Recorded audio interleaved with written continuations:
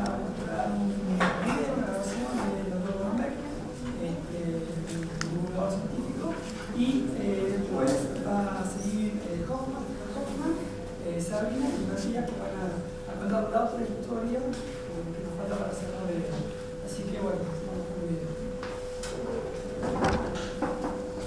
Hay un aspecto del trabajo de abuelas que se conoce menos que lo que más se conoce, que es la búsqueda de los nietos, que es su trabajo científico. Parece raro pensar en las abuelas como científicas, pero la verdad es que han tenido una actitud pero tan científica y mucho más que muchos de nosotros los investigadores, que me parece muy importante resaltarla. En el camino de la búsqueda de los nietos, las abuelas se encontraron con un problema. Es relativamente fácil para la genética determinar la filiación directa, determinar que tal pibe, tal bebé es hijo de tal mamá y de tal papá. ¿Pero qué pasaba en este caso? En la mayoría de los casos, mamá y papá no estaban.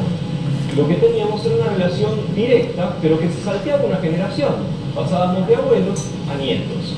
Y esto, aunque parezca mentira, era muy difícil para la genética en los años 70 y en los años 80. La segunda parte del siglo XX dentro de la historia de la ciencia es el siglo de la biología.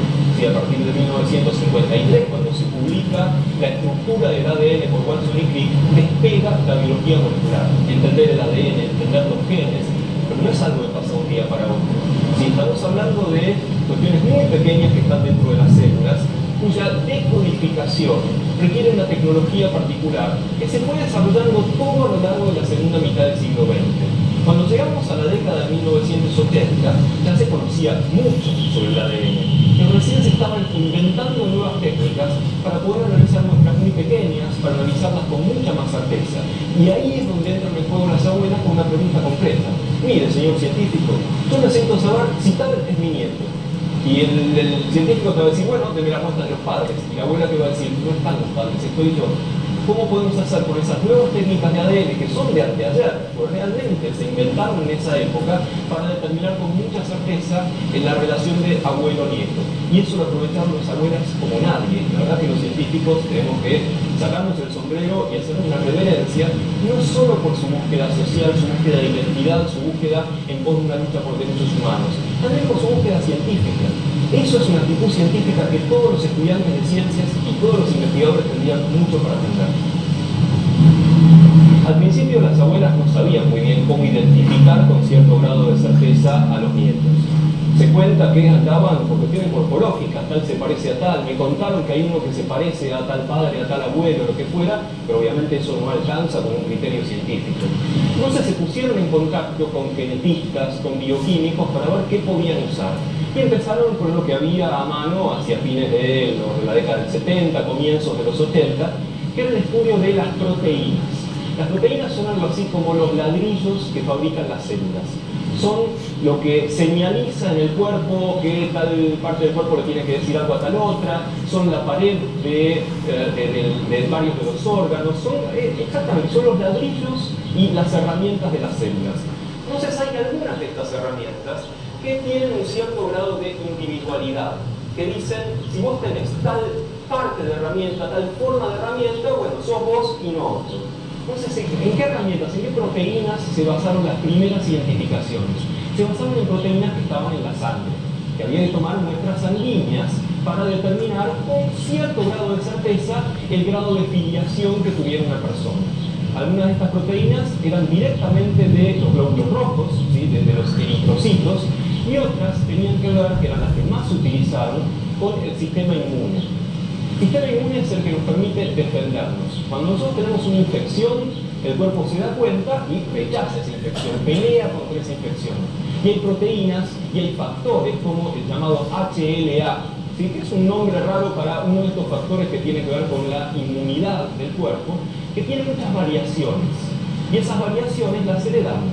Las heredamos de papá, de mamá y por supuesto de los abuelos.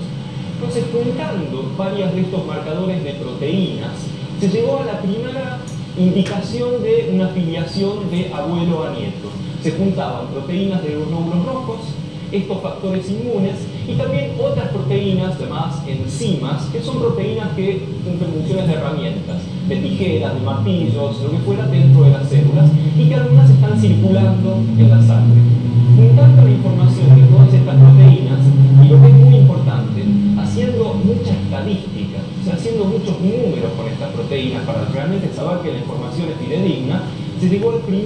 índice de abuelidad, que fue revolucionario. Realmente, este tesón de las abuelas y esta insistencia, vuelvo a decirlo, la verdad que las abuelas han sacado lo mejor de los científicos. Han hecho lo que hoy llamaríamos ciencia aplicada. Iban las abuelas, golpeaban la puerta de todos los científicos que tuvieran algo que ver y hasta que no entendían de qué se trataba, no se iban. Y hasta que no lograban una respuesta convincente, seguían, insistían y se llegó a este primer índice de abuelidad con un muy buen porcentaje de certeza, ¿sí? Un 90 y bastante por ciento de certeza de que tal persona podía ser nieta de tal abuelo y de tal abuela. Por supuesto que hay varios problemas acá. Con el correr del tiempo, vos ya empezás a perder familiares, si empezás ya no hay 4 abuelos necesariamente, 2 del lado de la mamá y 2 del lado del papá, a veces falta uno o faltan 2, a veces lo podés suplir con hermanos de estos nietos desaparecidos que no habían desaparecido, o bien con tíos de los nietos, podés ir supliendo un poco la falta de información. Todos esos datos que se van encontrando entran al índice de abuelidad, se siguen refinando las cuentas de manera que este porcentaje de certeza de que tal nieto es efectivamente pariente de tal abuelo y tal abuela pueda ir aumentando. El problema de las proteínas es que no son el mejor método para determinar filiación. Las proteínas están codificadas por el ADN, el ácido desoxirribonucleico, que está en casi todas nuestras células y es el que codifica, son instrucciones. El ADN es el sostén de los genes, estas instrucciones para fabricar proteínas.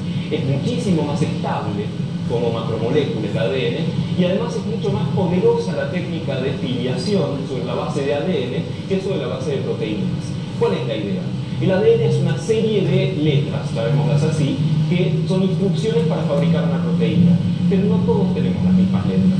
Tenemos pequeñas variaciones o polimorfismos, o sea, muchas formas de estas letras que codifican para proteínas. Por ahí la proteína termina siendo la misma o muy parecida, pero esas letras son distintas. Claro, ¿cuál era el problema? A comienzos de los 80, las técnicas para secuenciar y analizar el ADN no estaban muy desarrolladas. Era una ciencia bastante incipiente esta genética molecular para determinar filiación. También, gracias al trabajo de abuelas, se empezó a utilizar muy bien la secuencia del ADN, la información del ADN para estudios de filiación. Para esa época, justamente, se desarrollaron técnicas muy poderosas para estudiar el ADN. Técnicas de secuenciación, o sea, de determinar, de leer todas las letras del ADN de cualquier célula. Y también técnicas que permiten, a partir de un cachito, de un nada de ADN, realmente una muestra muy, muy pequeñita, poder amplificarla. Poder tener mucho ADN para ahora sí hacer la secuencia. Entonces, con el ADN, realmente la certeza de una prueba de filiación es altísima, es inequívoca. Se dice, cuando se habla del 99,99%, quiere decir que estamos seguros. Tanto de que es una filiación, de que tal bebé, tal chico, tal adulto es nieto de tal abuelo, como de que no lo es, que es tan importante como saber que lo es. Entonces el ADN ha permitido a las abuelas contar con una herramienta absolutamente fiable para determinar genéticamente filiación con un paso intermedio de abuelos a nietos. Y de nuevo, esto es ciencia aplicada. No es solamente ciencia aplicada desarrollar algo en la industria, desarrollar una vacuna, hacer alguna cuestión que tiene un fin de lucro finalmente empresario. La ciencia aplicada es poner los resultados de la ciencia llamada básica, por ejemplo, estudios de ADN, estudios de marcadores moleculares, al servicio de algún problema social, y vaya si es un problema social la identidad de los nietos recuperados por abuelos. Además del análisis del ADN en general, los científicos cuentan con herramientas para determinar el ADN que heredaste solamente por línea materna o solamente por línea paterna. Esto se conoce desde hace bastante, pero de nuevo se necesitan técnicas muy poderosas porque estamos hablando de cantidades muy pequeñas de material genético. Dentro de las células hay una organela que es la que tiene que ver sobre todo con la respiración de las células, que se llama mitocondria. Así como el ADN del núcleo lo heredamos de papá y de mamá, el ADN de las mitocondrias lo heredamos solamente de mamá. Podríamos pensar que si rastreáramos, ¿sí?, el ADN mitocondrial generación tras generación para atrás, viene el ADN de mamá, de la abuela, de la bisabuela, de la tatarabuela y de la primera mujer. Entonces la primera EVA mitocondrial, la primera EVA genética que podría haber. De nuevo, esto también fue aprovechado en la búsqueda de abuelas, porque a veces se contaba con mucha certeza la línea materna de transmisión del ADN. Entonces, con el uso del ADN mitocondrial, junto con el resto del ADN que te da otro tipo de información, puedes determinar con absoluta certeza tal es la abuela de este nieto. Así como hay una marca para el ADN de la mamá, también hay una marca para el ADN del papá. ¿Sí? Los hombres heredan los cromosomas, el cromosoma X y el cromosoma Y, ¿sí? De mamá y de papá. Si heredan el cromosoma Y, ese ADN solamente se hereda por línea paterna. Entonces podemos rastrear el ADN del papá, del abuelo, del bisabuelo y así sucesivamente. Esa información del ADN del cromosoma Y también fue utilizado para determinar con un gran grado de certeza que tal nieto es de tal abuelo, porque se ha rastreado el ADN del papá. Los estudios genéticos hoy en día son relativamente sencillos. Se puede partir de distintas muestras, a muestra sanguínea, o incluso para algunos estudios con un hisopado de la mejilla. Si te pones un hisopo acá y cuando vos escarbás un poquitito del hisopo sacás células, y las células tienen material genético. Lo cual hay muchas fuentes relativamente poco invasivas de material genético. Hay que tener cuidado, todo este proceso tiene que ser muy cuidado y tiene que ser identificado en cada una de sus partes y tiene que ser corroborado en cada una de sus partes. No es sencillamente tomar una muestra genética, ir al laboratorio y ya está. De ahí la importancia de tener un banco de datos genéticos. El banco es la mejor garantía de que las muestras están bien tomadas y bien guardadas. Están guardadas en forma codificada, cada muestra tiene un número, por lo tanto no es que esta es la muestra de Juan Pérez, no, esta es la muestra X20T, que no sabemos bien a quién corresponde, no importa todo el proceso, pero están exactamente codificadas, almacenadas como corresponde. Además se toman los marcadores que la ciencia moderna dice son los más fiables para determinar diferencias que te lleven a una individualización, a una identidad de una persona. Entonces, el hecho de tener un banco que asegura que todo el proceso se realiza de acuerdo a los mayores controles que puedes tener. Las muestras están bien tomadas, bien guardadas, bien analizadas y además cualquier parte puede seguir el proceso. No es un proceso secreto en el cual nadie sabe qué pasa ahí adentro. Tengo miedo, ¿no? Si me sacan una muestra después la van a vender o qué van a hacer con esa información. No. Es un banco nacional en el cual se siguen los más altos criterios científicos y además es ejemplo universal. Hay papers, los papers son los artículos científicos, a propósito del banco, a propósito de cómo un país, en este caso nosotros, y ahora tenemos que enorgullecernos de esto, si bien el origen no es para enorgullecernos, el proceso sí lo es. Hay papers que avalan la competencia de cómo se han tomado las muestras, cómo se han guardado, cómo se han analizado y cómo han llevado a la restitución de 102 nietos nada menos. Entonces, es un proceso no muy corto, porque hay que corroborar cada uno de los procesos, repetirlos, estar muy seguro de a qué llegas, después hay que hacer un análisis estadístico, pero absolutamente seguro y absolutamente fiable. En la búsqueda de identidad, la genética y la genética molecular particularmente. Bueno, hasta ahí era un poco para sintetizar lo que se venía diciendo y dar pie a lo que sigue. Ahora sí, si quiere Alfredo Hoffman, que es periodista, y ya se llega acerca del caso porque ha escrito sobre un caso en particular que es Sabrina y no tiene que pasar.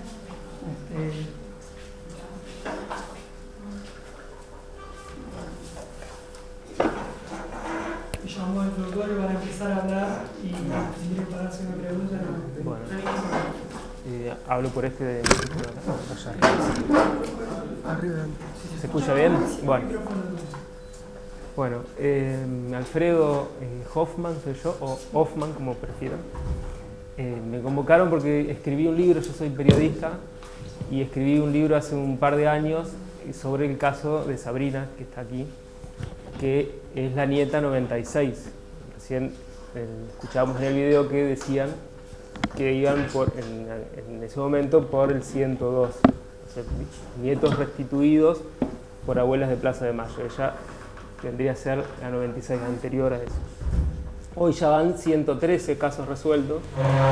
Los últimos 3 son 3 mujeres que se comprobó que no llegaron a dar a luz pero que estaban embarazadas. O sea, son 3 casos de búsquedas que se han resuelto, no de la mejor manera porque no se pudo encontrar a esos chicos hoy adultos, pero sí se pudo comprobar que estaban embarazadas al momento de ser asesinadas. Y el caso de Sabrina tiene mucho que ver con Entre Ríos. Yo vengo de Entre Ríos, allí en Paraná se tramitó la causa que posibilitó que ella se reencuentre con su familia de origen, por eso el nombre del libro es Reencuentro. No voy a contar detalles porque está ella acá, bueno, prefería que lo diga ella, pero básicamente es la historia que comienza en el año 78, cuando fueron detenidos ilegalmente sus padres, su madre embarazada y el hermano mayor de Sabrina, Sebastián, que al poco tiempo fue devuelto con los abuelos, pero Raquel, la mamá de Sabrina, fue trasladada desde la Quinta de Funes, un centro clandestino de detención, al Hospital Militar de Paraná, donde fue el parto, y allí tuvo mellizos que fueron apropiados. 30 años después, en el año 2008, la ciencia y también la sociedad y la justicia lograron dar con el paradero. Para que esto se diera, o sea, nos convocan para hablar un poco de la aplicación de todo esto en la práctica, digamos, en los hechos reales. Para que esto se diera tuvo que darse una serie de condiciones, ¿no? Históricas, políticas, sociales, que permitieron que 30 años después la historia cerrara de alguna manera. Y esas condiciones, bueno, tienen que ver con un proceso político que se inició en el año 2003, que está reconocido por todos los sectores políticos, partidarios y sociales, que en materia de memoria, verdad y justicia hubo un cambio muy importante, que bueno, en primer lugar hubo gestos simbólicos, como descolgar un cuadro o dos cuadros en el Colegio Militar de la Nación de Videla y Viñones, recuperar la ESMA como espacio de la memoria y tantos otros centros de detención. Y también hubo acciones bien concretas, políticas, que permitieron dar un cambio en lo que eran esos 30 años casi 30 años de impunidad en aquel momento, que fueron la anulación de las leyes de obediencia debida y punto final, y la inconstitucionalidad de los indultos. En Entre Ríos había 2 causas por delitos de lesa humanidad que estaban archivadas hasta ese momento. En el marco de todo de esos nuevos vientos en materia de verdad y justicia, se creó en el año 2004 un organismo público que fue el Registro Único de la Verdad, que tenía como misión principal reunir información de la provincia de Entre Ríos, de los órganos estatales, organismos públicos, que tuvieran algunos datos que pudieran servir a la justicia para este proceso de búsqueda de la verdad. Pero al poco tiempo de funcionar este organismo, el coordinador, que era por entonces Guillermo Germano, decide ir más allá y decide que el Registro Único de la Verdad actúe directamente como colaborador de la justicia, y lo hace concretamente presentando una denuncia. Esto fue en el año 2005, casi un año después de creado el Registro Único de la Verdad. Una denuncia que el coordinador entrega al Juzgado Federal de Paraná a partir de un anónimo que recibe por debajo de la puerta de su casa, que decía que en el hospital militar habían nacido bebés de madres detenidas y que, bueno, habían sido sustraídos allí en el hospital militar. Y daba el nombre de Raquel Negro, ese anónimo, y de Graciela Caposetti. Bueno, a partir de allí el juez dice que es un hecho nuevo esta denuncia, por lo tanto no lo encuadra en ninguna de las 2 causas que había hasta ese momento, que eran causas por desapariciones y torturas y detenciones ilegales, sino que hace una causa nueva. Esas otras 2 causas estaban paralizadas todavía porque no se había completado el proceso de reapertura a partir de la nulidad de las leyes. Por eso tuvo esta causa un movimiento mucho más rápido, se avanzó mucho más rápido que las otras 2 causas.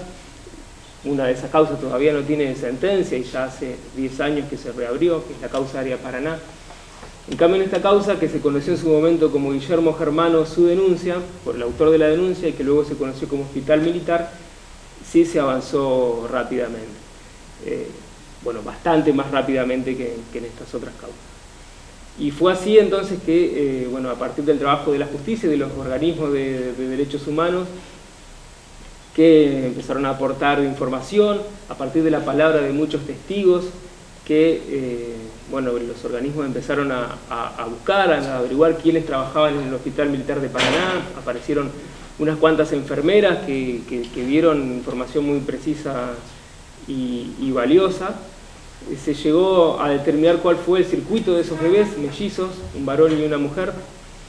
Se determinó que nacieron en el hospital militar, en maternidad, que pasaron al área de terapia intensiva porque aparentemente uno de ellos, el varón, tenía problemas respiratorios. Terapia intensiva, donde no era un lugar adecuado para que estuvieran los bebés, no había neonatología. Allí ya son inscritos como NN, registrados como NN, es decir, ya allí se estaba dando la supresión de la identidad. Las enfermeras los llaman, por ponerle algún nombre, Soledad y Facundo. Y desde allí son trasladados a una clínica privada que todavía funciona en el centro de Paraná, que se llama Instituto Privado de Pediatría. Están internados allí unas 2 o 3 semanas hasta que son dados de alta, y eso está registrado en el libro de actas. En el medio de toda esta investigación surge un testimonio importantísimo que es de un arrepentido, podemos decir, el Tucu Costanzo, un ex personal civil de inteligencia de Rosario, del destacamento de inteligencia de Rosario, que aporta un dato importantísimo, que fue que a la beba mujer de esos mellizos la abandonaron en la puerta de un convento de Rosario. Y la búsqueda determinó que solamente había un hogar que recibía huérfanos y que estaba manejado por religiosas, o donde intervenían religiosas, que era el hogar del huérfano. Y así que, digamos, fue bastante, a partir de ese dato, bastante rápida el trabajo de investigación que permitió corroborar que el mismo día que fueron dados de alta los 2 bebés en Paraná, ingresó una beba mujer que se llamó, que las monjas le pusieron María Andrea, en el hogar del huérfano de Rosario. Y se envió una citación judicial a Sabrina, que había sido dada en adopción. La había adoptado una familia de buena fe, digamos, de marco legal, y allí se hace el entrecruzamiento de datos y se arribó, bueno, al 99,999%, o 4,9 creo que era, de certeza de que se trataba de la hija de Raquel y de Tulio. Y el trabajo sigue, la causa llegó a juicio en el 2011, se condenó a 5 militares, entre ellos un médico militar, y se absolvió a 1. Y se hizo un desprendimiento de la causa judicial para continuar la búsqueda del hermano mellizo, del mellizo varón, que todavía no se tiene certezas, no se sabe obviamente cuál fue su destino. Sí es, diríamos, un hecho que ese bebé varón está vivo, o por lo menos no murió a los pocos días de nacer, porque está comprobado que salió con vida del Instituto de Pediatría de Paraná, porque en un principio se echó a correr la versión de que había fallecido. Bueno, esto no fue así. Así que se sigue con la búsqueda, y aprovechamos siempre en cada encuentro que nos convocan para hablar de estos temas, para convocar un poco, a instar a quienes nos escuchan a que, bueno, den a conocer esto, hagan circular este tipo de historias, porque todos podemos aportar desde nuestro lugar, aunque más no sea, a difundir estos casos para que pueda llegar a oídos de alguien que sí pueda tener alguna información sobre el paradero del mellizo, y bueno, de este boca en boca algún día podamos llegar a encontrarlo. Así que eso sería, en resumen, lo que venía a contarles. Les doy la palabra a Sabrina. Así que buenas tardes. Quería decir que me acordaba cuando escucho, digamos, creo que la única persona autorizada para hablar así es Alfredo, porque, digamos, es un compañero que, bueno, en estos últimos 5 años, que desde que lo conozco, desde que nos presentó el Mencho Germano, el coordinador del Registro Único de la Verdad, que le decía, dale una entrevista a Alfredo. No quiero dar entrevista, dale una entrevista a Alfredo, que este chico es un compañero, siempre cubrió todo lo que tiene que ver con derechos humanos, Entonces, bueno, ahí fue que después terminamos siendo muy amigos y que me resulta también muy extraño sentir que van hablando así cuando yo estoy presente, pero creo que sos la única persona autorizada para hacerlo. Bueno, me parece también, bueno, él le contó casi todo. Después de último, ustedes si quieren me hacen alguna pregunta, pero me parece, me fueron surgiendo muchas ideas y para mí, para nosotros que venimos de las ciencias sociales, venir acá, porque estábamos ahí afuera un poco asustados cada vez que tenemos que venir a bioquímica. ¿Cómo es? ¿En qué marco le agarramos a los chicos que organizan y cómo queréis que organicemos la charla? Entonces un poco, digamos, nuestra cabeza se dispara para muchos lados, para ver cómo podemos aportar al quehacer bueno, a su trabajo y, digamos, su lado del conocimiento. Entonces a mí me gustaba, me parece alucinante el micro que vimos hace un ratito, porque resume muy bien todo lo que es el trabajo de abuelas de Plaza de Mayo. Y me parece que un punto que acá anoté, porque decía que es, digamos, lo de las abuelas, no sé, o sea, que es de las abuelas como el gran ejemplo de un paradigma, son las viejas hermosas que se pusieron a exigirle a las ciencias que se pongan a disposición de una demanda que venía con todo el corazón. Entonces yo decía, bueno, ¿qué es lo que nos une? ¿Qué es lo que nos atraviesa todo? Y yo pensaba, bueno, las abuelas es eso, es la duda, pero además es la pasión. Y yo pensaba, este científico que explicaba perfecto, Goldberg, que es un capo, o sea, que es la pasión.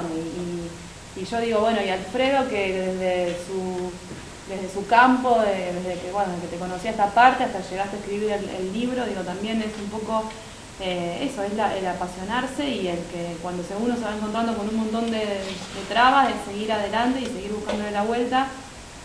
Y bueno, es eso, como que son las situaciones límites de decir, bueno, sí, se puede, y me parece que las abuelas en eso fueron un ejemplo, y son las madres también, un ejemplo importantísimo.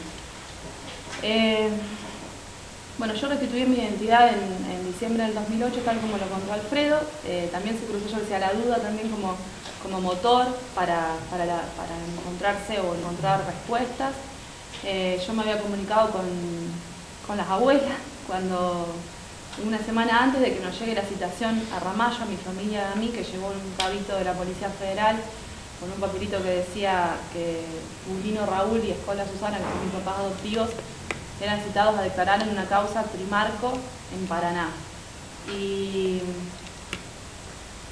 era una causa federal. Entonces cuando toca el cabito de la policía, el timbre en Ramallo, en un pueblo, no sé si alguien lo conoce, no había nadie afuera, yo digo, y el cabito con el papelito. Yo le digo, pero vos ¿por qué venís a casa? Dice, y porque esto te lo tengo que traer, viene de la policía de San Nicolás. Digo, pero vos tenés alguna novia en Ramallo, porque si no, ¿qué vas a hacer un domingo? Bueno, y ahí como que empecé a decir, bueno, no, esto no es ninguna pavada. Entonces ahí es cuando comenzó todo con esa citación. Así que el martes marchamos a Paraná con toda mi familia adoptiva, ya sospechando que, o sea, yo con mis papás había hablado, digo, esto es federal, mi papá decía, debe haber sido una vez que choqué en Paraná, digo, no, esto es federal, es tráfico de drogas o secuestro de personas. Entonces yo como siempre supe que era hija adoptiva, y yo, digamos, por ahí cuando era más chica, o sea, ya en la facultad, ¿no? Porque cuando yo tengo, digamos, me encuentro más con el tema de los derechos humanos cuando vengo a estudiar acá a Rosario, comunicación social. Entonces, por ahí iba y le decía, che, ¿cómo fue mi adopción? Y así como a lo mejor a otros le cuentan cómo nacen en su parto, a mí me contaban mi familia, tal de cómo nos fueron a buscar al juzgado y bueno. Pero ese día, bueno, ese martes de noviembre nosotros viajamos a Paraná y ahí sí nos encontramos con esta historia de que había una línea de investigación que había empezado en el 2005 y que gracias al testimonio de Costanzo, uno de los de la patota Garrieri, que más que arrepentido en realidad quería hacer caer a todos los otros la patota porque había rigideces y estaba todo como focalizado a que caiga él en la cárcel y los otros no. Entonces él dijo, no, yo voy a ventilar, y empezó a prender el ventilador, y entre las cosas que dijo fue esa. Entonces después de que Costanzo en una entrevista periodística para el Rosario 12, para Maggi, le dice que bueno, que a mí me habían dejado abandonada en un convento.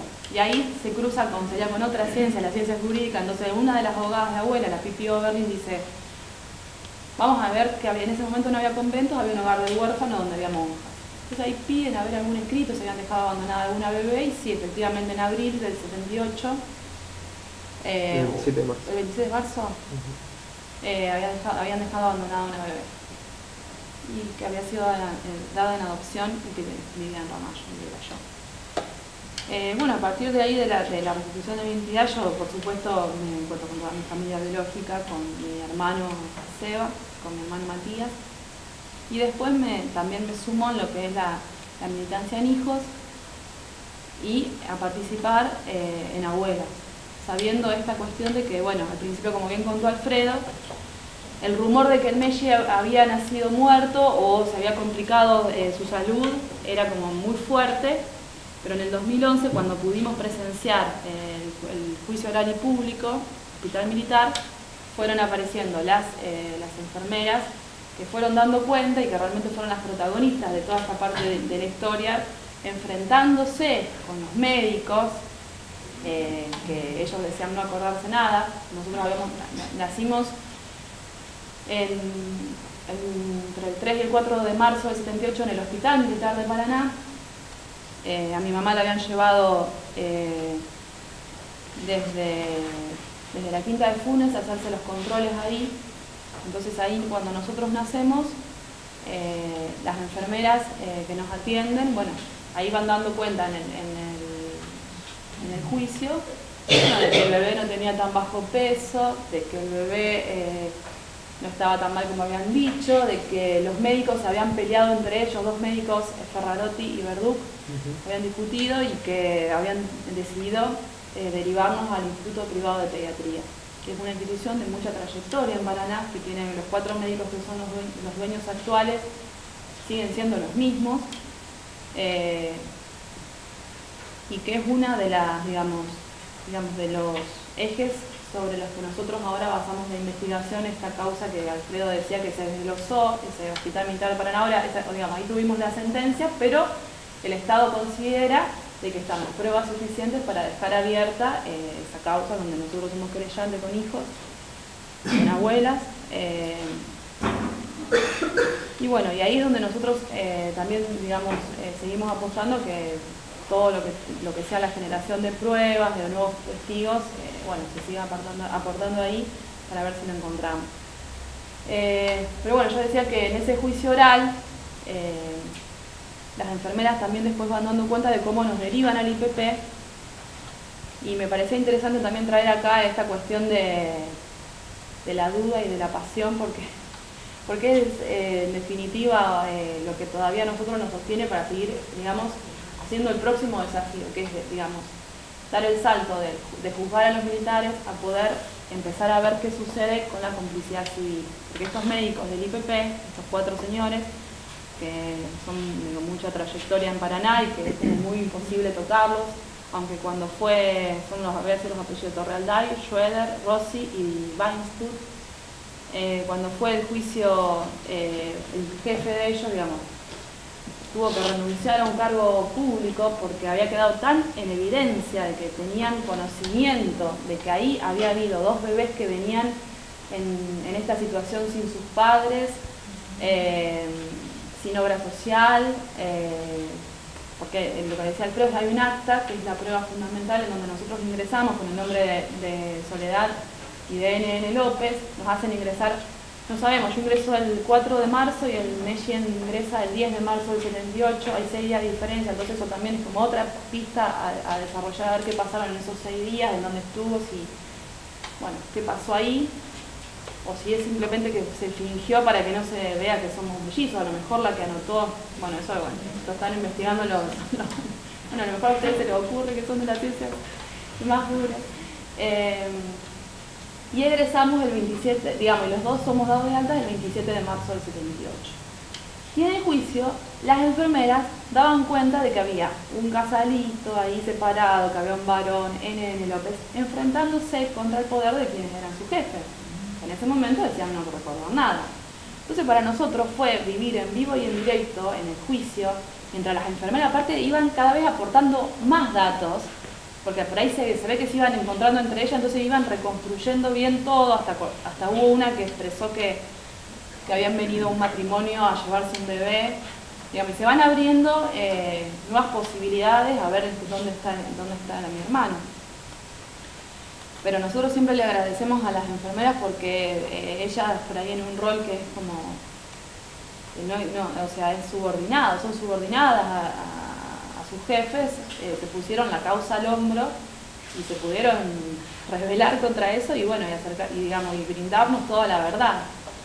Entonces, por eso yo acá me había hecho un apunte que decía, bueno, precisamente entender también la importancia de los juicios, no solamente como algo que tiene que ver con la familia directa como víctima, sino que los juicios como una instancia superadora a nivel social y colectiva en donde uno puede reconstruir la verdad histórica, lo que pasó, poder tomarnos el tiempo para repensarlo, criticarlo en las cosas que haya que repensar, pero también no dar lugar a ese silencio que de alguna manera es lo que también nos borra la identidad como pueblo. Entonces parecía muy interesante también acá que estamos pensando un poco cómo la ciencia aplicada, también esta cuestión de también exigirle a la justicia y pensar que los organismos de derechos humanos cuando se fundaron hace más de 35 años para pedir justicia y que empezaron a exigir a la sociedad, bueno, veamos en todos los aspectos qué pasó. Me parece que en un punto, bueno, fueron logrando esas conquistas con el apoyo del Estado Nacional y me parece que por ahí uno dice, uy, pero mira todos los años que tuvieron que pasar, cuando uno va a una sentencia o va a un juicio hasta ahí afuera y uno dice, mira todos los años que tuvieron que pasar. Pero bueno, en la vida de una persona a lo mejor 30 años es mucho, pero en la vida de un país 30 años no es nada. Y me parece que nosotros nos tenemos que sentir también, así como decía recién en la entrevista, orgullosos de esa conquista que hemos alcanzado. Y bueno, y también para contarles un poco cómo trabaja Abuelas,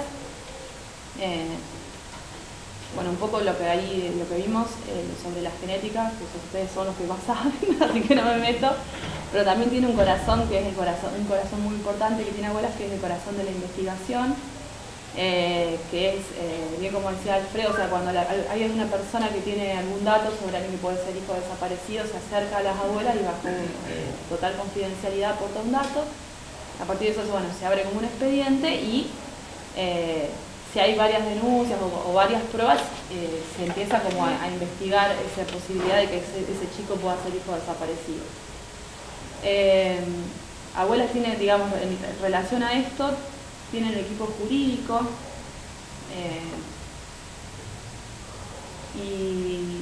y bueno, cuento algo que también, acá me lo noté, que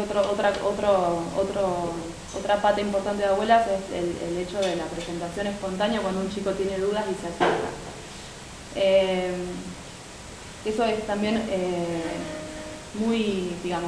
muy importante porque de alguna manera se brinda contención a los chicos que tienen dudas sobre su identidad. Y también relacionado a todo esto, pero que tiene más que ver con lo colectivo, que acá está también Mati, y ya también le voy a pasar el micrófono a él, es el área de difusión, que también es muy importante para dar a conocer los casos. Ahora, durante todo el año pasado estuvimos trabajando en unos micros de identidad que se llaman Un Aire a Voz, que los pueden buscar en YouTube, que son, digamos, logramos trabajar, investigar y bueno, dar forma a 7 microhistorias, que son los 7 casos de nietos que se buscan en la provincia de Santa Fe. Son contenidos que se produjeron acá y bueno, y quedaron espectaculares, así que si alguien los quiere ver o trabajar con su alumno o bueno, o también multiplicar esa información estaría buenísimo. Y bueno, y desde el área de difusión se trabaja todo, se articula a su vez con otras ciencias, como por ejemplo con educación. Ahora estamos viendo de armar un contenido para trabajar de manera curricular en las escuelas de la provincia. Así que bueno, eso es más o menos como trabaja Abuelas. La filial está en la Prida 500, así que bueno, nos googlean, nos buscan por Facebook y eso ya está. Así que después si quieren hacer alguna pregunta. Y le paso al Mati. Bueno, buenas tardes. En primer lugar, agradecerle la invitación a los organizadores. Somos reincidentes los tres en este panel acá que hicimos el año pasado. Yo tuve el gusto también de conocer en esa ocasión personalmente a Alfredo. Me parece que está muy buena toda esta discusión con relación a las ciencias, y charlábamos antes ante esta discusión bastante arbitraria entre qué ciencias son sociales y qué ciencias son duras, y la dureza de las ciencias sociales, o si existe la posibilidad de pensar una ciencia que no sea social, digamos, porque ¿qué sería una ciencia a dónde estaría, digamos? Bueno, no sé. En las ciencias sociales somos un poco rebuscados, y me imagino que la respuesta a estas cosas... La respuesta a estas cosas no sé, pero por lo menos invitan a pensar, ¿no? Esto de que, bueno, si producimos ciencia, ¿para qué? ¿Para quién producimos ciencia? ¿Lo hacemos aislado del mundo? ¿Lo hacemos en un laboratorio que no tiene ningún tipo de incidencia con el resto de la sociedad? ¿O lo hacemos para otros laboratorios, como que esos otros laboratorios que capitalizan nuestra ciencia o nuestro conocimiento científico no estuvieran en la sociedad? Bueno, son unas cosas así que mejor no me meto más, porque me voy a embarrar cada vez más con eso. Pero sí agradecemos que nos provoquen generarnos este tipo de preguntas, ¿no es cierto? En cuanto a lo científico también, de estos aportes, digamos, me parece que la forma de narrar de Alfredo, digamos, con la cantidad de fuentes que cita, ¿sí? La claridad de exponer, digamos, esa historia, y que la tiene masticada, digamos, y que yo estoy convencido que sabe de Sabrina, de la historia de Sabrina, más que Sabrina, ¿sabe? Tiene más conocimiento que, por lo menos de este aspecto, tampoco nos vamos a meter. Mi novio ahí. Pero bueno,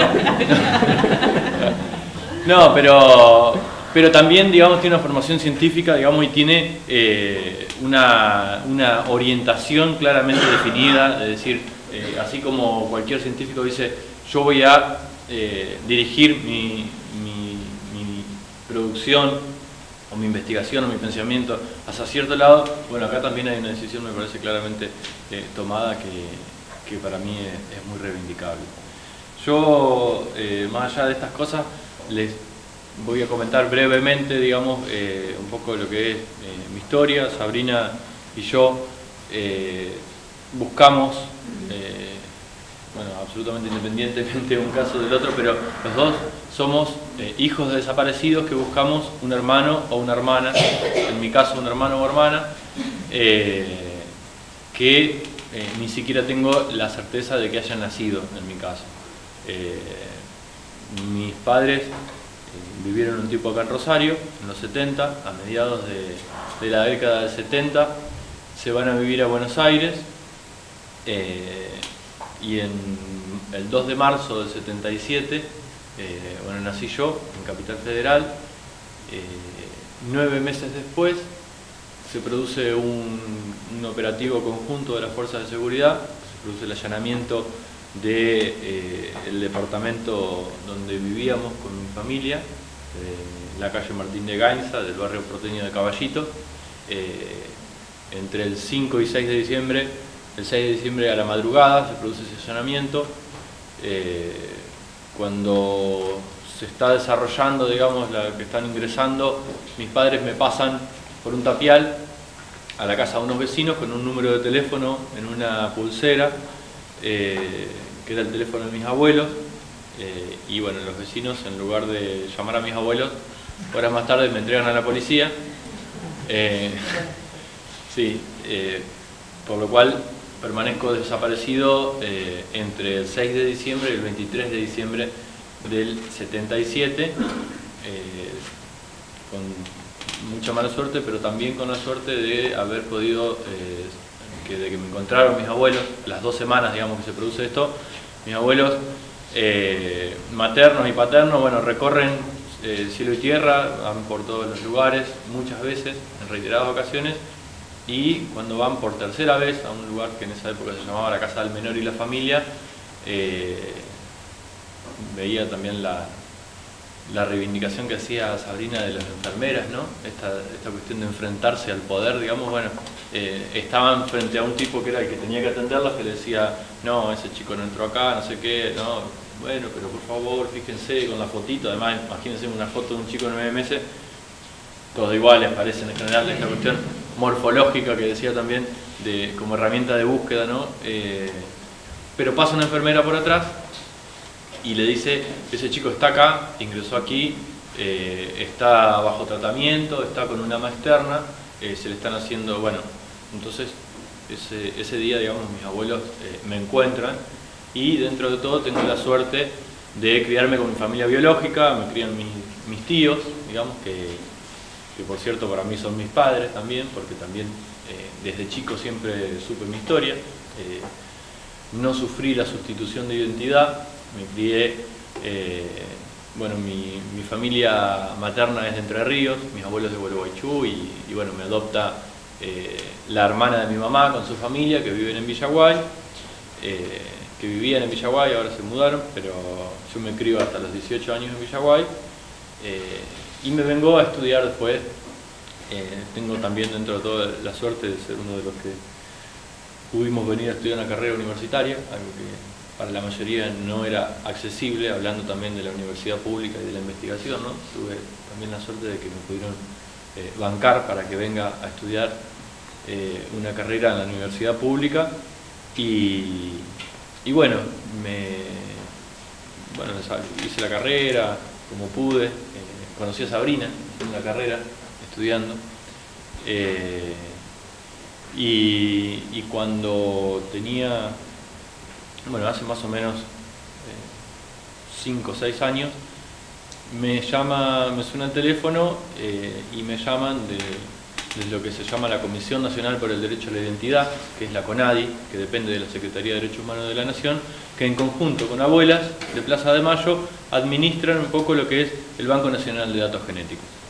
Me llaman y me dicen, mira, nosotros tenemos un testimonio de una persona que asegura que tu mamá estaba embarazada en el momento en que la secuestran, ¿sí? Me dicen quién es esa persona, yo la conozco a esa persona, me reúno con ella y a partir de eso, bueno, se abre un poco lo que es una causa, un legajo en la CONADI. Entonces ingresamos todo mi grupo familiar, nos hacemos la extracción de sangre, hacemos la muestra, entran mis 3 abuelos que estaban con vida en ese momento, entran hermanos de mi mamá y una hermana de mi papá y yo.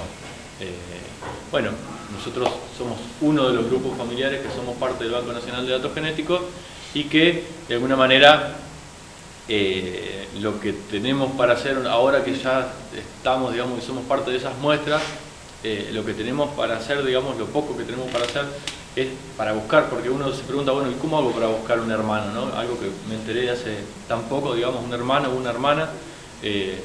Bueno, lo primero que me gustaría saber es investigar y poder saber si nació o no nació, digamos, ¿no? Esto que un poco la Sabri pudo saber y descubrirlo, pero que no se sabía antes, digamos, que fue producto de ir moviendo cosas, de mucha investigación, de mucho trabajo, de indagar.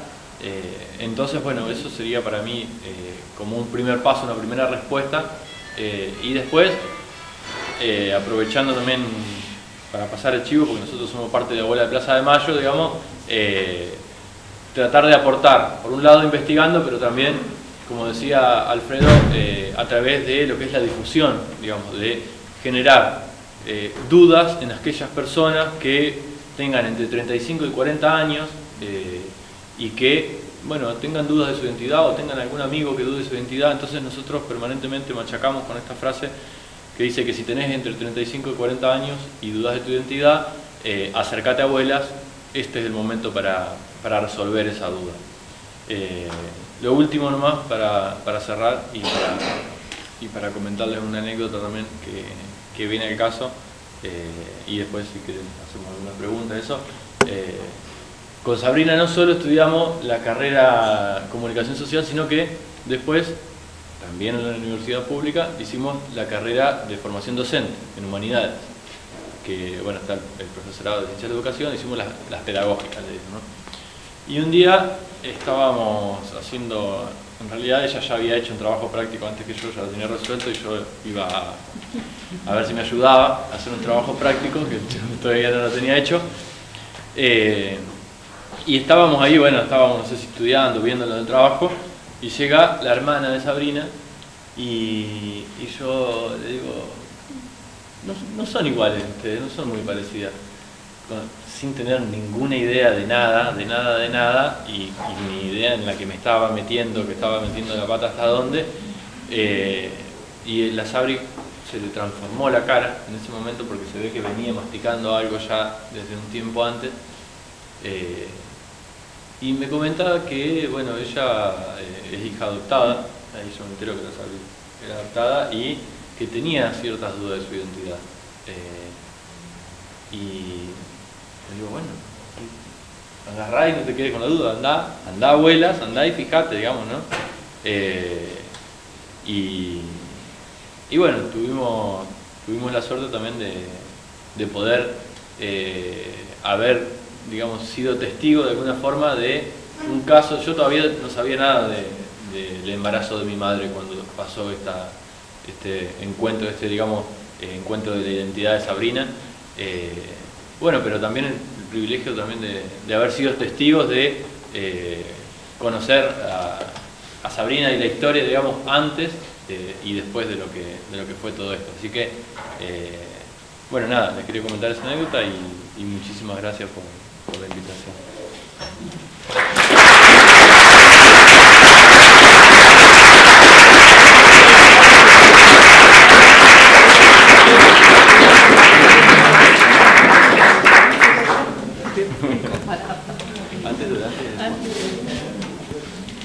Bueno, nos quedan 2 momentos. Hacerle unas preguntas que quedaron pendientes a los chicos.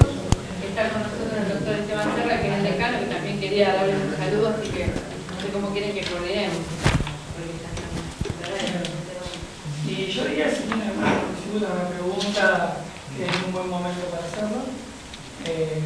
Bueno, las historias son muy fuertes, así que estamos muy bien todavía.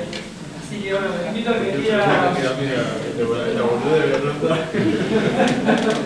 Bueno, vamos, vamos. Quiero hacer una pregunta incómoda, creo, no sé, con todo el respeto que me merece, pero siempre tuve una duda respecto a vos, Sabrina, que hiciste, tenías una duda de tu identidad antes de que te convocara o te llegara la denuncia, ¿no? Yo siempre que escucho un caso me pregunto, ustedes que están en esta situación, ¿cómo ven a una persona que es demandada a saber sobre su identidad cuando no tenía ninguna duda, más allá de toda la historia que conocemos, ¿no? De abuelas buscando, de padres buscando, alguien que está en situación de nieto que puede comprender lo que le pasa al otro que no se quiere enfrentar a esa situación. ¿Cómo ustedes, como protagonistas principales, ven esa situación? O sea, se enfrentan, se lo plantean, lo entienden. Cuando, por ejemplo, nosotros que digamos, trabajamos en abuelas, por ahí, cuando aparece un nieto, nosotros nos enteramos o se filtra, porque por supuesto, imagínense la alegría, las viejas están saltando allá, bueno. Y lo que nosotros siempre nos agarra una angustia, y lo que es lo primero que preguntamos, ¿fue presentación espontánea? Porque si fue por presentación espontánea, como yo contaba hoy, es que el chico tuvo la duda, hizo todo un proceso y se acercó por su propia voluntad para, digamos, saber esa verdad que estaba ahí oculta. Entonces, digamos, es como, digamos, es un proceso muy particular, cada uno lo vive como puede, con la herramienta que tiene a mano, con los acompañamientos también porque también es verdad que Abuela es una institución que te ofrece toda una contención, un equipo de psicólogos, también todo el tema de la confidencialidad y todo, pero el proceso es individual y a cada uno le pega de manera diferente. Entonces es muy movilizador, pero creo que hay muchos chicos también, muchos nietos que lo citan para hacerse la extracción compulsiva, digamos, el ADN contra su voluntad, y a veces ellos lo agradecen. Mirá qué raro que es esto. Ellos a veces agradecen que sea de esa manera, para que no pase por su decisión el hecho que su sangre sea una prueba, una evidencia contra sus apropiadores. Digamos, entonces como que el abanico es amplio, digamos, ¿no? Yo creo que no hay dos casos iguales, todos los casos son diferentes. Pero sí que siempre es mucho mejor que sea una presentación espontánea, porque el chico ya tuvo un cierto trabajo, digamos, ya cada uno lo pudo asimilar de una manera diferente. Una pregunta, me pasa por otro lado, digamos, yo estuve unos años en España y fue en un lugar donde no pudieron hacer una restitución de la memoria histórica, digamos, con muchos años de dictadura. La post-dictadura, digamos, se acomodó la cosa para que no se pueda investigar, o sea, que investigar, digamos, no lo pudieron hacer. Hay alguna especie, no solamente en España, sino en otros lugares que hayan sufrido, digamos, problemas de esta característica, hay una colaboración entre el grupo de abuelas, se ha dado una relación internacional de colaboración para la restitución de memoria, o no. Pues si hay algún tipo de red, sí, exacto, de identidad. Sí. Bueno, hay, de hecho, la organización ICO existe en otros países, y Abuelas todo el tiempo tiene, digamos, no sé, vinculaciones con otros organismos. De hecho, al principio tenía más reconocimiento en el extranjero que ahora, afortunadamente. No, y a mí lo que me ocurre es que institucionalmente yo lo que por lo menos reconozco como lo más fuerte es lo que, ahora que falleció este señor, que no me acuerdo del apellido, pero es el equipo argentino de antropología forense, que es un equipo que hace identificaciones de restos de desaparecidos, y ellos sí tienen un trabajo a nivel y un reconocimiento internacional muy fuerte, digamos, pero bueno, por ahí no tiene que ver con la identidad, quizás no con la búsqueda de los nietos específicamente, pero sí ellos están trabajando en distintos países del mundo, en otros continentes, haciendo identificaciones de restos de personas.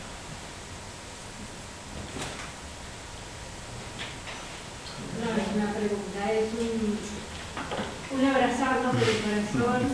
Ustedes son la memoria, entonces en la medida que el tiempo pasa, ciertos recuerdos empiezan a apagar, sobre todo los recuerdos de la sociedad que vivimos en esa época. Creo que los que somos mayores que ustedes nos preguntábamos cada vez que escuchamos una historia, ¿y yo dónde estaba como persona? Bueno, el relato, yo estaba a 20 cuadras de donde estaba mi mamá. Era una nena, poco podía ser, pero la sociedad existía, eso no pasó en el vacío. Lo único que salía de esa época era que no tenía que pasar por ahí que era peligroso. Pero, digo, transmitir esto a las nuevas generaciones, para que no vean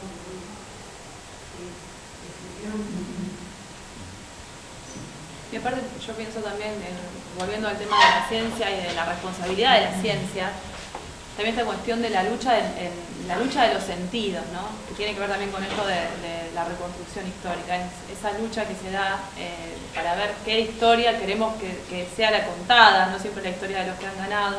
Me parece que con la ciencia pasa lo mismo, digamos. Cuando nosotros atravesamos la facultad estaba en pleno menemismo, estaba la reforma de la ley universitaria, entonces, claro, sería como lavar cerebros y, digamos, yo una vez había leído que el minimalismo, que todo el mundo después en un momento se puso de moda esta cuestión de todo blanco, pulcro, el minimalismo como la estética occidental que planteaba un estatus, una manera, de un estilo de vida, era precisamente, digamos, más o menos en ese sentido, era quitar toda huella identitaria, ¿no? En la cuestión estética de la vivienda, ¿no? Y pienso que esto de volver a ponerle sentido a la ciencia, volver a exigirle a la ciencia que esté a disposición de lo social, está bien que es una ciencia social porque somos humanos, seres humanos, pero digamos, en esas demandas más, las demandas más genuinas que nos hacen también mejores como personas y mejores como sociedad, y que sea distributiva, ¿no?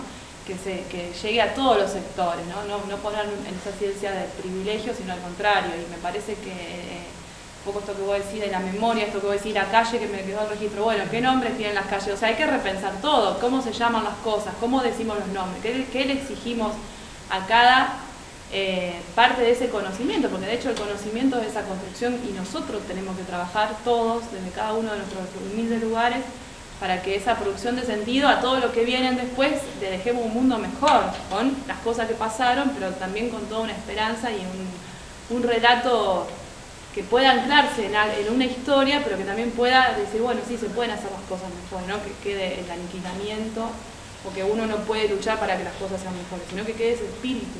Yo estuvimos en Cuba el año pasado y yo, claro, nosotros tuvimos la suerte de viajar en un colectivito, un camión, y pasamos por la bahía de Guantánamo, que iban a los chicos a la milicia, ¿no? También, ¿qué es eso? Porque yo decía, también uno está atravesado por la cuestión militar, como entonces decía, mirá los chicos que van a hacer el servicio militar. Claro, se bajaban, tenían la foto gigante de Che Guevara, y iba por el camino y tenía un revolucionario, Santa María, Camilo Cienfuegos, y todos ellos te hablaban ahí, porque ellos vivían en su historia, su razón de ser, esa revolución que se enfrentaban contra un gigante que los oprimía, y ellos con una dignidad asombrosa, pero la historia la tenían ahí. En cambio nosotros acá tenemos que volver a ver, revisar qué nos pasó, no solamente en la década de los 70, sino toda una historia que no es como la que nos contaron con la historia oficial, con la historia mitrista. Entonces me parece interesante esa exigencia que se tiene que dar en todas las áreas del conocimiento.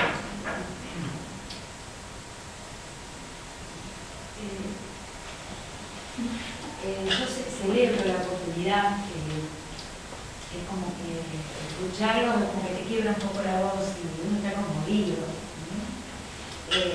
Hace un mes tuve la oportunidad de estar estuve de viaje y estuve en Barcelona, donde tuve la oportunidad de ir a un castillo antiguo, donde hay una exposición de Barcelona durante la época de la gestación todos los antecedentes y creo que una reunión de generalísimo con el nazismo que está allí. Una nota fotográfica donde mostraba, por ejemplo, cómo se fue armando y cómo el discurso pedagógico incluía a partir del triunfo de Francisco Franco en la escuela. Y después tuve oportunidad de hablar con una de las guías y me decía que recién ahora, hace muy poquito, en España, particularmente en Barcelona, el tema del proceso y lo que ocurrió, se estaba pudiendo hablar o aparecían manifestaciones desde la educación o en la escuela, un tema todavía muy, muy fuerte. Yo enseguida comparé con nosotros, ¿no? O sea que en este momento, en este seminario, tenemos la oportunidad de esto, me parece valiosísimo, la política de la memoria. Que la memoria no era lo que pasó recientemente, últimamente, sino que lo presente. Estamos, o sea, ustedes son jóvenes que están entre nosotros y tuvieron una historia y nosotros estábamos también acá y somos parte de todo esto. Entonces me insta y pienso en la página de Madres, donde hay recursos, donde hay videos, donde hubo hace poco, por ejemplo, en qué momento que yo entré, un concurso de afiches con mensajes, y después aparecieron los ganadores para trabajar en la escuela. Y qué poco muchas veces aprovechamos, nos apropiamos de todo esto para pensarlo en la escuela. El estar acá en este momento, un viernes donde venimos una semana todos, bravísima, realmente reconforta el alma y agradezco a los organizadores y a ustedes por estar acá.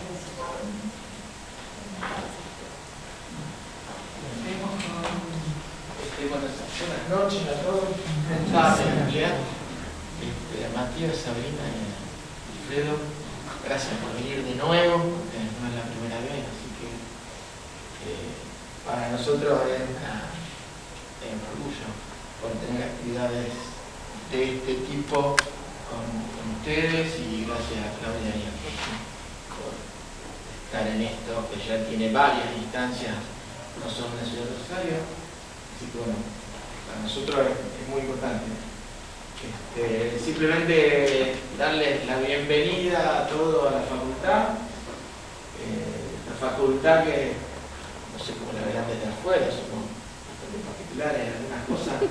A veces algunos no tienen miedo, algunos con razón, realmente. Digo, nosotros tenemos una historia, nuestra facultad sale de la escuela de la Facultad de Medicina como una escuela, somos los ramos menores. La Facultad de Medicina se llamaba la Facultad de Medicina de ramos menores, y nosotros éramos los ramos menores, los farmacéuticos, que después en un día nos fuimos independizando, y como decimos, a veces nosotros tenemos una tradición de salud y una vocación de ciencia. La facultad se fue transformando de ser una facultad orientada a la salud a ser una facultad abierta, o sea, con un eje de salud fuerte, que son las carreras de ingeniería y farmacia, pero con otro eje más científico. Hoy tenemos una carrera de alimentos, biotecnología, profesorado, química pura, y nos consideramos una facultad de ciencias, ¿no? Esto de que la ciencia tiene una mala prensa, de que hay también en la sociedad actual, en algunos discursos así un poco tecnofóbicos o cienciofóbicos, seguramente seremos responsables un poco de esto. A mí me gusta un autor se llama Snow, médico, que escribió un libro llamado Las dos culturas, y Snow le pasó, él era un médico muy importante y un académico, no solo médico. Y un día fue a una reunión de la universidad y le dijeron, alguien dijo, no, lo que pasa es que los intelectuales están acá, no sé qué cosa. Y dijo, ¿quiénes son los intelectuales? Los intelectuales eran profesores de letras y de filosofía, de historia. Digo, nosotros que somos profesores de medicina no somos intelectuales. ¿Por qué no somos? No nos consideran intelectuales. ¿Qué somos? Entonces le digo, no, ustedes son científicos. Los intelectuales son esto de acá, ustedes no son. Y el tipo se ofendió, creo yo, con cierta razón, porque se consideraba era una persona que demostró después que era un intelectual.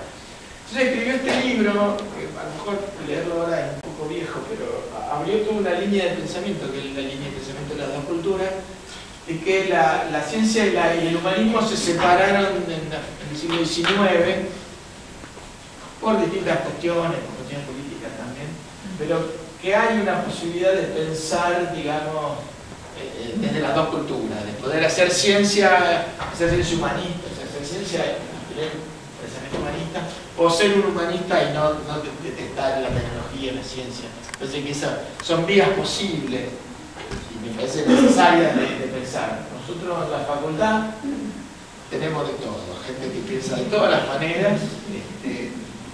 Yo particularmente trato de recorrer o de entregar por este pensamiento un poco más complejo. Hay gente que está, bueno, Norma, que viene de las ciencias sociales, tiene pensamiento también de un poco más para ese lado.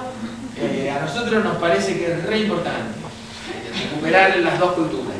O sea, también nos hace bien a nosotros sentirnos respetados intelectualmente.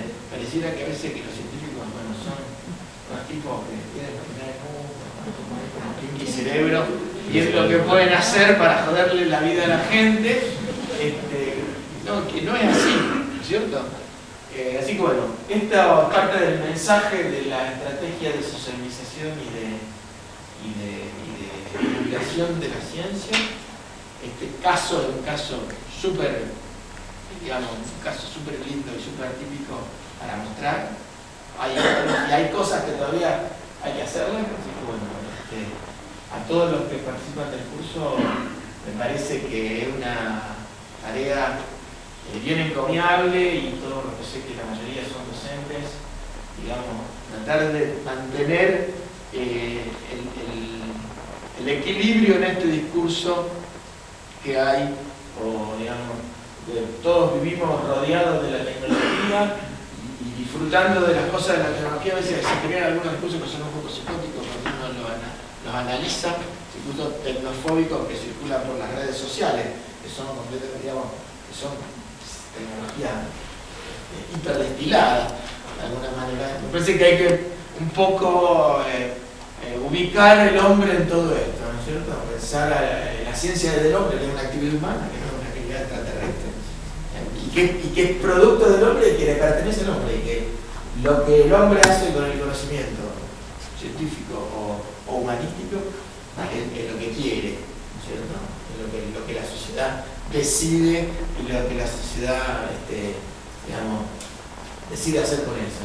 Y en esto tiene que ver, de alguna manera, no trabajar en guetos, no trabajar con lenguaje crítico, poder entender de lo que estamos hablando y que la gente joven que ya crece en este mundo tenga la posibilidad de tener ciudadanía plena, ¿no es cierto? Porque también desde el desconocimiento, desde el entendimiento de cómo funciona el mundo, se pierde ciudadanía. Los ciudadanos plenos tienen que tener la herramienta para entender el mundo que los rodea, para poder tomar las decisiones políticas de las cuales, digamos, depende su estatus de ciudadano. Así que bueno, ese trabajo de todos nosotros que también somos docentes, y ustedes los que son docentes en otras instancias. Así que bueno, muchas gracias por participar en el curso. Bienvenida a la facultad, espero que puedan volver a la otra oportunidad.